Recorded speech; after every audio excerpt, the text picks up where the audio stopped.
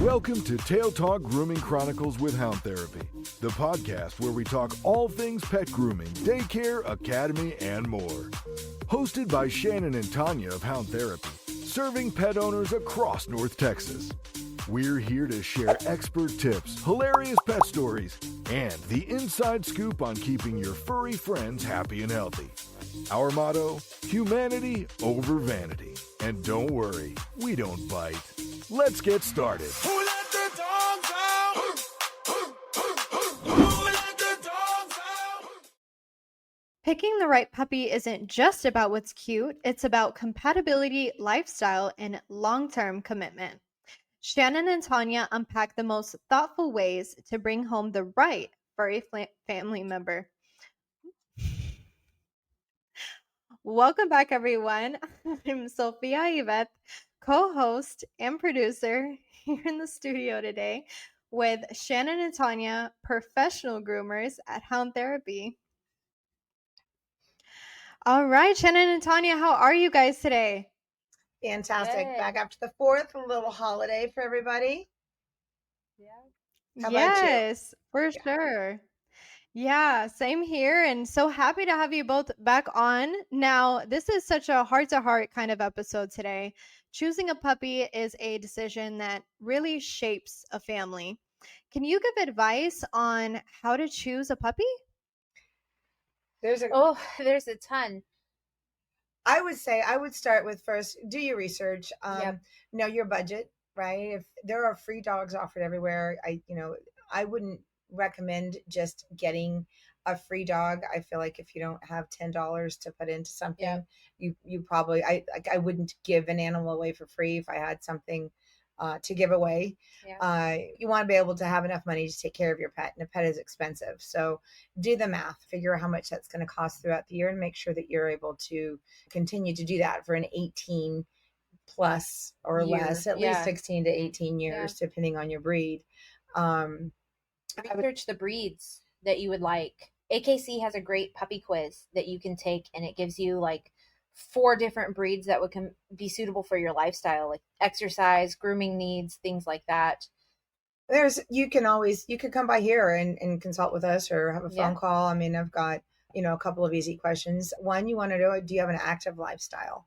Do you want to do grooming? Are you wanting to carry your dog with you everywhere? Do you already have a dog and you're looking to add another dog? So do those breeds go, coincide? If you've got a big fat lazy old dog and a brand new puppy, that may not be the best case, or it may be. It really depends on your animals. Fun story, I had a lady bring me an old English sheepdog, and it was about maybe 4 months old when it first started coming in, and I'd given her the price, and this was years ago, 20 years ago, and it still wasn't inexpensive. It's an old English sheepdog, which is a large, hairy dog, very large, very hairy, very, very long hair that mats pretty easily. I gave her the price, and she came in, and I said, when you come in again, it's going to be more. And she said, well, I don't understand why my price keeps going up. It's because your dog keeps getting bigger. She goes, but how big is it going to get? And I showed her a picture of what an old English sheepdog looks like grown. And I kid you not, 2 weeks later, she came in for her scheduled appointment, and she said, I need you to see if you can rehome my dog. I don't want it. Yeah. I've ran into that a few times too. Too hyper. Of people just not researching the specific breed that they end up getting. They have unique characteristics. Yeah, we have Vizslas. They're very Vizsla. They're hyper. They're special. They're Velcro. Like they do this all the time. There's no getting away from it. Can't be left alone. They've got a lot of weird quirks. Huskies, they howl. Are you in an apartment or are you in a house? Yep. There's a lot of things to consider before you just go to the pound and get a dog. Yep. I do want to touch a little bit on buying a dog versus acquiring a dog or a rescue dog. There's a lot of stigmatism with, oh my God, there's plenty of dogs out there. Why would you buy a dog? And, I feel passionately about both. I have both. I researched the Vizsla breed and decided that it was a good fit for us. We bought him for a specific reason. We're bird hunters. We go hunting, and I bought him as a hunter, and he's the best little hunter in the whole world. And I also have a rescue dog that I got Granted, she was for free, I think rescue mixed breeds definitely, you don't know what you're going to get. So it's kind of like a box of chocolates. There's that. But I do think that rescue breeds, there are so many, but there's also so many problems and drama that can come with a lot of that as well. So if you're the type of person that can deal with that, then, that's a big part of our business.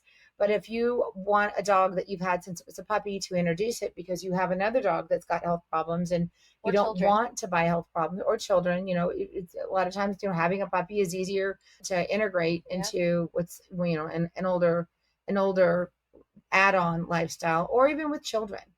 So there's so many, many, many things to consider before you bring home a dog. It's got to get along. What are you going to do with it? How often how much food is it going to eat?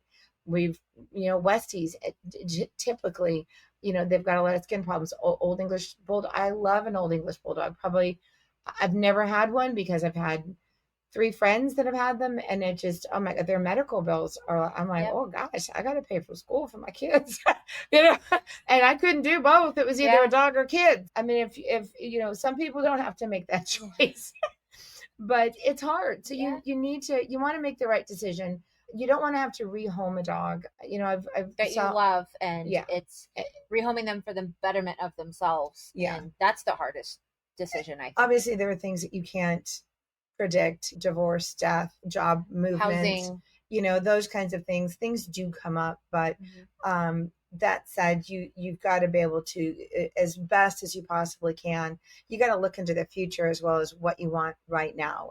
It's not an impulsive buy. It's not I'm standing here with my groceries, let's get this candy bar today. It really needs, I would say, before you get a dog or a puppy, either way, at least allow yourself a good 3 to 6 months of just pondering it. Pick out some names, look at the breeds, do some research, narrow it down to the top 10 and about those breeds. Top 10, top 7, pros and cons of those, and then really start getting down to your 3 breeds. And if it's going to be a rescue, what do you want it mixed with? Do you still like kind of the lab mix? You like, a pit bull mix? You like, you want a little terrier because you like the terrier attitudes. So there's a lot of personality traits that you can see in a rescue dog that come from a breed standard.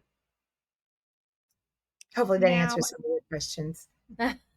Most definitely. And final question for you today.